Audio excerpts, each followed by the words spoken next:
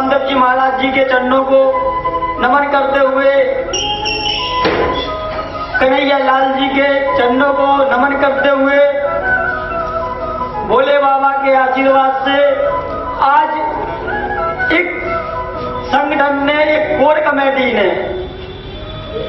एक जो छोटा सा प्रयास किया है, ये केवल मथुरा का नहीं, ये पूरे देश की नींव को रखने का काम किया है। आप लोगों ने जो एक एकता दिखाई है, इसके लिए संगठन का प्रत्येक पदाधिकारी आप सभी का हार्दिक अभिनंदन, स्वागत करता है, आभार वंदन करता है। ऐसे ही आप सभी अपना समय, कीमती समय ऐसे ही अगर निकालते आप चले गए तो वो दिन दूर नहीं, एक दिन देश के अंदर हमारा समाज का, हमारे संगठन का डंका बजेगा। बहुत बढ़िया। संगठन समाज के पूरे देश के अंदर हजारों की तादाद में है, लेकिन समाज के लिए काम करने के लिए एक भी संगठन आज की डेट में खड़ा नहीं है। आप देख लीजिएगा, और तमाम सभी ने देखे हैं, चाहे हमारा संगठन संत की लड़ाई हो, समाज की लड़ाई हो, समाज के युवाओं की लड़ाई हो, वो किसी अगर हमारे गरीब समुदाय पे भी अगर कहीं किसी को परेशान या पीड़ित किया जाता है तो सबसे पहले अगर कोई संगठन खड़ा होता है तो वो अखिल भारतीय नामदेव दर्जी महासभा का संगठन खड़ा हुआ है। चाहे आप नीमच की घटना को देख लें, मध्य प्रदेश का लास्ट का कोना है नीमच, वहां से राजस्थान का बॉर्डर लगता है। वहां पे भी अपन ने अपनी एक जो हमारी एक बहन थी, उसको भी अपन ने न्याय दिलाने का काम किया था। आप सभी का, तमाम पूरी कोर कमेटी की ओर से आप लोग ऐसे ही सहयोग करते जाइएगा, ऐसे ही नींव का पत्थर बनते जाइएगा। वो दिन दूर नहीं जिस दिन हमारी जो मंजिल रहेगी, हम उसको पाने का काम करेंगे। ये आप लोग कमजोर मत समझिएगा। एक संगठन की जो हमने यहाँ नींव रखी है ना, हमारे पास भी महाराष्ट्र के कोने से फोन आया था, और आप लोगों ने जो काम किया है वो आप लोग वाकई में सराहनीय के पास थे। और आपको एक चीज और अवगत करा दे, महाराष्ट्र से लेके गुमान साहब, जहां नामदेव जी अपने पांवों से चल के गुमान साहब पहुंचे थे, तो वहां से संत नामदेव जी महाराज के 7वीं पीढ़ी के वंशज श्री निवृत्ति नामदास महाराज हमारे संगठन के राष्ट्रीय संरक्षक हैं। और ये उपलब्धि हमें, जब हमने संत नामदेव जी की लड़ाई लड़ी सड़क पे आके, जब उनकी हमने ज्ञापन दिए कि जब डाकुओं का सरदार नामदेव जी को कहा गया था, तब जाके महाराज जी हमारे संपर्क में आए थे संगठन के। और महाराज जी ने भी प्रशंसा की थी कि महाराष्ट्र के अंदर भी तमाम संगठन है, वहां पे और भी हमारे समाज के संगठन है, लेकिन महाराज जी किसी भी संगठन के सदस्य भी नहीं है। बहुत बढ़िया। तो ये हम लोगों को, बुंदेलखंड वालों का जो गौरव स्वभाव प्राप्त हुआ है कि एक संत नामदेव जी महाराज के वंशज हमारी टीम के एक हिस्सा हैं। गुमान साहब में विट्ठल जी गए थे, आप जाके देखो गुमान साहब में गुरुद्वारा हमारी समाज का, जो सिख समुदाय, जो हमारी समाज के लोग, जो वहां पे जितना विशाल गुरुद्वारा बना हुआ है, 400 कमरों का गुरुद्वारा बना हुआ है, वो पूरे देश के अंदर कहीं नहीं होगा। तो हमें ऐसे अपने धार्मिक स्थलों से भी जुड़ना होगा। जैसे ये हमारा धार्मिक स्थल मथुरा है, ये धार्मिक स्थल हमारा मथुरा है, ये भी हमारे जो विट्ठल भगवान जी हैं वही कृष्ण भगवान है, कृष्ण ही विट्ठल है। जहां इनने जन्म लिया और जहां इनने समाधि दी, हमें वहां भी जुड़ना होगा।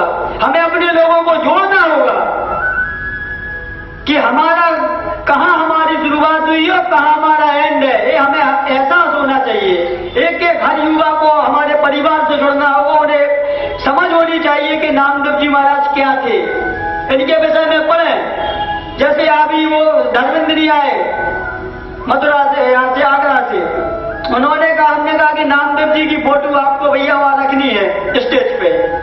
नामदेव जी तो पूरे भाई विश्व के गुरु थे, पूरे विश्व के संत थे नामदेव जी महाराज। वो केवल नामदेव जी महाराज हमारे दर्जी नामदेव समाज के संत नहीं थे, नामदेव जी महाराज पूरे विश्व के संत थे, जिसमें गुरु गोविंद सिंह जैसे महापुरुष ने उन्हें चरण बंदन किया है, वो नामदेव जी महाराज थे। पर हमारे यहाँ पे चाहे सौभाग्य समझो या दुर्भाग्य, तो जब धर्मेंद्र ने कहा कि यहाँ तो नामदेव जी की फोटो भी नहीं है, तो हम कहाँ हैं भाई? सोचो आप, अगर हम जिस नगरी में मथुरा में बैठे हैं या दिल्ली में हम अगर बैठे हैं और वहां अगर हमारे नामदेव जी महाराज की फोटो ही नहीं है, तो वो कैसे परिवार नामदेव जी से जुड़ेगा? वो नहीं जुड़ता, जुड़ ही नहीं सकता, उसको खुद नहीं पता कि नामदेव जी क्या है। सही बात। तो नामदेव जी का जीवन परिचय परिवार को पढ़ाना अनिवार्य है, उन्हें पढ़ाना कि 3 वर्गों में समाज बटा हुआ है। पहला अमीर, दूसरा मध्यम और तीसरा गरीब। अमीर को फुर्सत ही नहीं है समाज से, और ना उसको मतलब है। काय की समाज, काय की आप। और जो मध्यम वर्ग का हमारा समाज है, तो काम करने का जज्बा है, उसको समाज को जोड़ने का जज्बा है, लेकिन उसके पास धन नहीं है, धन का अभाव है। और बिना धन के ना कोई संगठन चलता है ना परिवार चलता है। तो हमें पहले आर्थिक रूप से मजबूत करना होगा। और तीसरा गरीब, जो डेली कमाएगा वो क्या समाज सेवा करेगा? सोचो, अगर वो 300 रुपए दिन की मजदूरी कर रहा है, तो उससे आप कहो कि आप 200 किलोमीटर की रनिंग करके आप हमारे संगठन का हिस्सा बनो या सहयोग करो, वो क्या सहयोग करेगा भाई? तो हमारे संगठन समाज में 3 प्रकार के, जिसको हमें एक ऊंचाई पे ले जाने के लिए तीनों को हमें जोड़ना होगा। सरकार, प्रशासन तभी आपसे झुकेगा जब आप में शक्ति और प्रदर्शन दिखाने की क्षमता होगी। आपको अपनी शक्ति, आपको अपना जज्बा आपको दिखाना होगा। जैसे हमारे 8 बिंदु थे,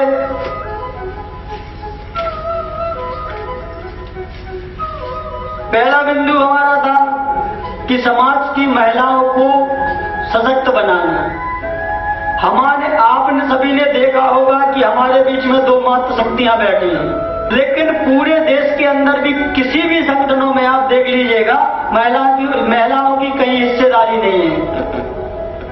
और हमारी समाज के ही लोग नहीं चाहते हैं कि महिलाएं आगे आए, ना राजनीति में ना समाज सेवा में।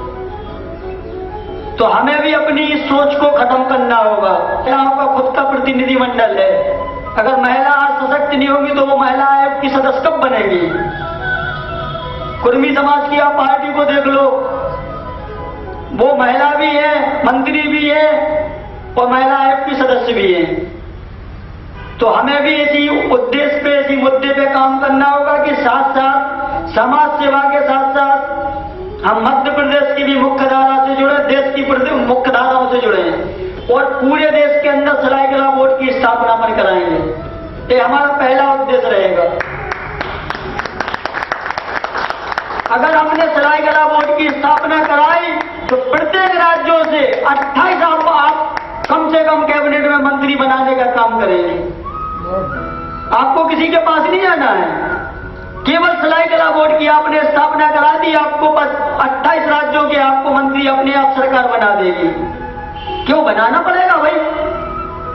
पर हमारा अधिकार है, हम आपसे मांग नहीं रहे, हम आपसे अपना वोट का अधिकार ले रहे, हम आपको अपने वोट से विधायक सांसद दे रहे, आपको उसी अधिकार से हमें आपको मंत्री देना होगा।